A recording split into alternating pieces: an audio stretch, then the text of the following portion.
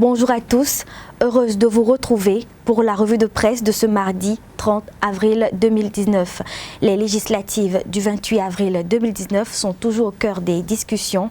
Hier, les principaux acteurs de l'opposition politique béninoise ont tenu un point de presse pour demander l'arrêt du processus électoral enclenché.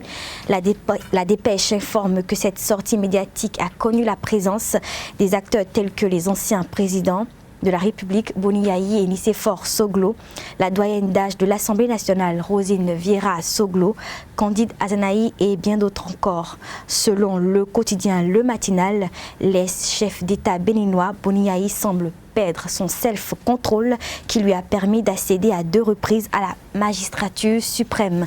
Le journal rappelle que depuis le début du processus électoral ayant conduit aux législatives, l'ancien président a organisé plusieurs sorties contre le nouvel ordre établi par la réforme du système partisan.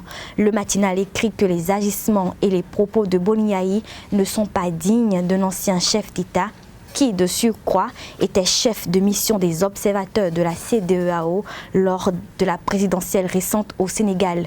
Le journal pense que cette sortie de l'opposition est une incitation à la violence et un appel à troubler l'ordre public. Le nouvel observateur n'est pas du même avis. Le journal écrit que l'opposition a dénoncé un coup d'État institutionnel tout en exigeant la reprise des élections.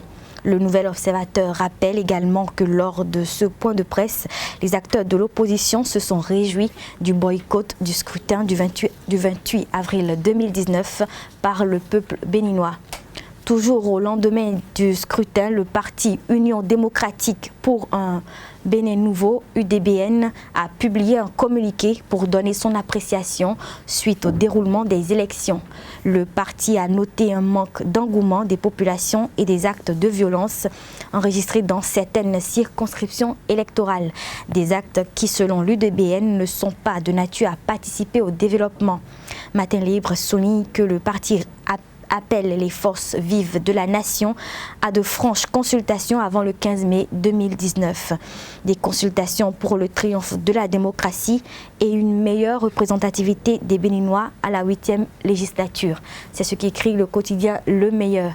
Le journal Les 4 Vérités a publié l'intégralité du communiqué de presse. Le quotidien précise également que l'UDBN exhorte les leaders religieux, les organisations de la société civile et la communauté internationale à maintenir leurs efforts pour un dénouement heureux de la situation actuelle. Nous restons dans le cadre des législatives avec le bilan des organisations de la société civile OSC. La plateforme électorale des OSC a donné une déclaration dans la soirée du dimanche 28 avril 2019. Selon son bilan, 67,3% des bureaux de vote ont démarré à l'heure légale d'ouverture. Selon les OSC, dans 70% des postes de vote suivis, les forces de l'ordre et de sécurité présentes n'ont pas influencé la liberté. Le nouvel observateur informe que la plateforme des organisations de la société civile a confirmé 2 pertes en vies humaines. Elle aurait en effet déclaré que les législatives du dimanche dernier n'honorent pas le Bénin. Le bilan de la société civile aurait ciblé également un mort à Bantais, selon le quotidien Nasiara. C'est sur ces informations que nous mettons un terme à cette revue de presse. Merci de l'avoir suivi.